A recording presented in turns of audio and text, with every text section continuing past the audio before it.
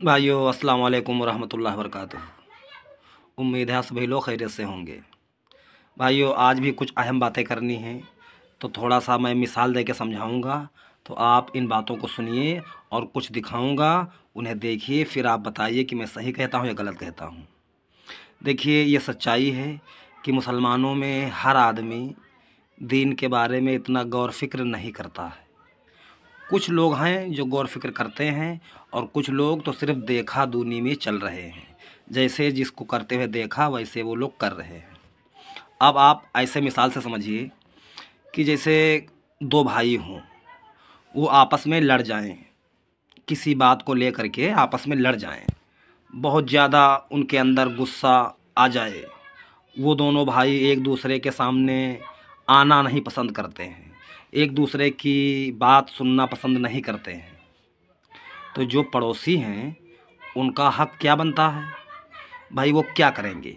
वो यही तो कहेंगे कि भैया आप लोग यार शांत रहिए और आपस में समझ लीजिए और लड़ाई मत कीजिए, यही तो कहेंगे।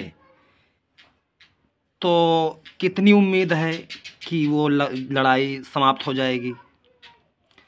कम उम्मीद है।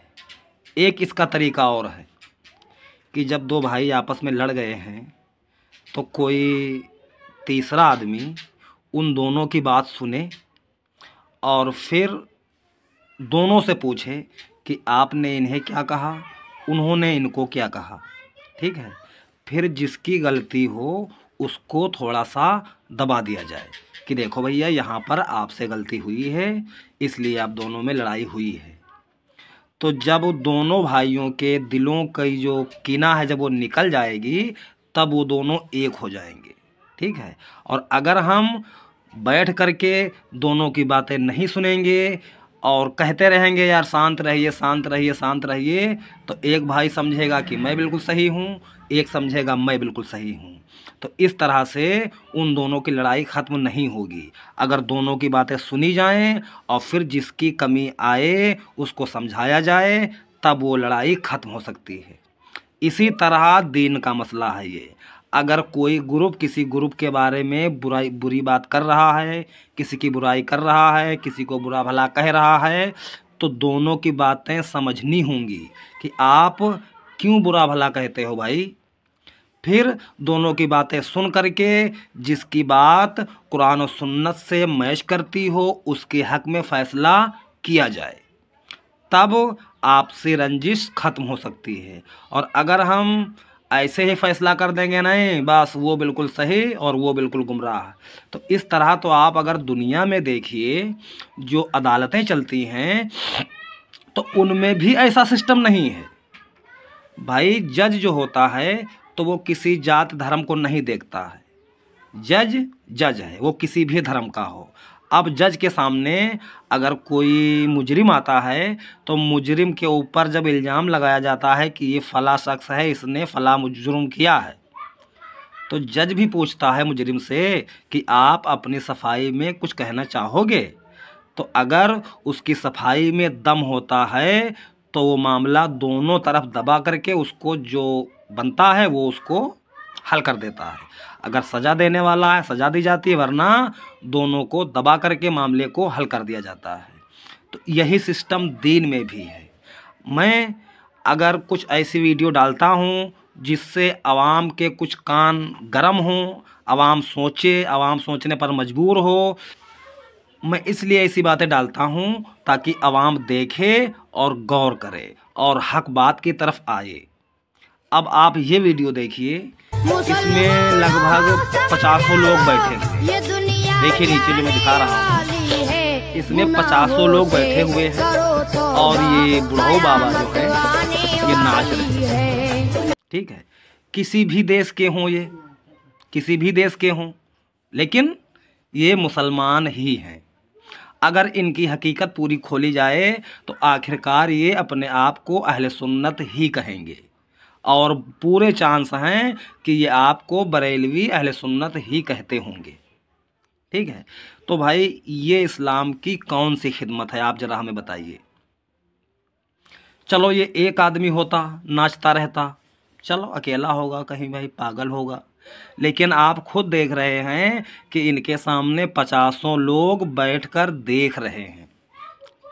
तो जितने बड़े ये बुढ़ऊ बाबा हैं, जितने बड़े मूर्ख ये हैं, उससे कहीं ज़्यादा मूर्ख ये जो बैठे हुए हैं 50 लोग, उससे कहीं ज़्यादा मूर्ख ये लोग हैं।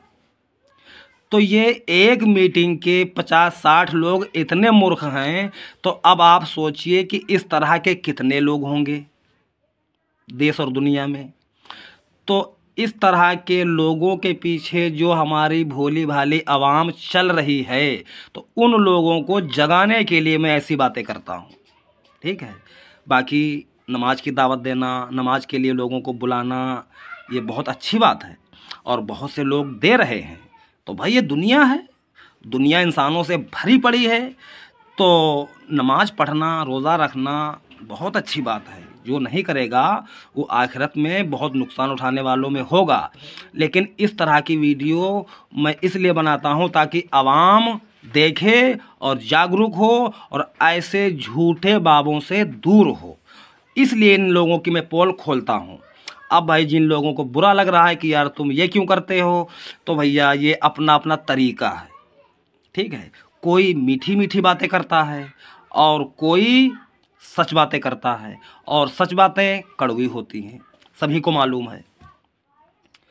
फिर भी अगर कोई सबूत मांगे कि नहीं यार इस तरह तल्ख बातें करने से क्या फ़ायदा है, तो हमारे आका अलैहिस्सलाम ने मुशरिकीन मक्का को कब अच्छा समझा है। खुला कहते थे कि ये लोग गुमराही पर हैं, ये लोग जिनसे पुकार रहे हैं, जिनकी परस्तिश कर रहे हैं, वो खुद एक मक्खी पैदा नहीं कर सकते। ये क्या बात हुई भाई, ये डायरेक्ट समझो उनके मुंह पर उनको खारिज करना हुआ। तो भाई हम लोग भी आप अलैहिस्सलाम के ही तो उम्मती हैं, तो हम इस्लाम के नाम पर जो गलत बातें चलाई जाती हैं उन बातों को मैं नहीं मानता हूँ। इसी तरह मैं पोल खोलूँगा।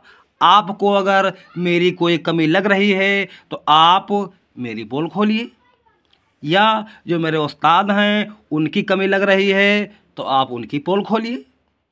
फिर फैसला पब्लिक करेगी कि किसकी बात में कितना दम है। तो यही बात करनी थी। अगर आप इन बातों से सहमत हैं तो वीडियो को लाइक, शेयर, सब्सक्राइब कीजिए ताकि ये बातें हमारे और भाइयों तक पहुँचें और आप भी इस सच्ची दावत में हिस्सेदार हो जाएं। अस्सलाम वालेकुम रहमतुल्लाहि व बरकातुहू।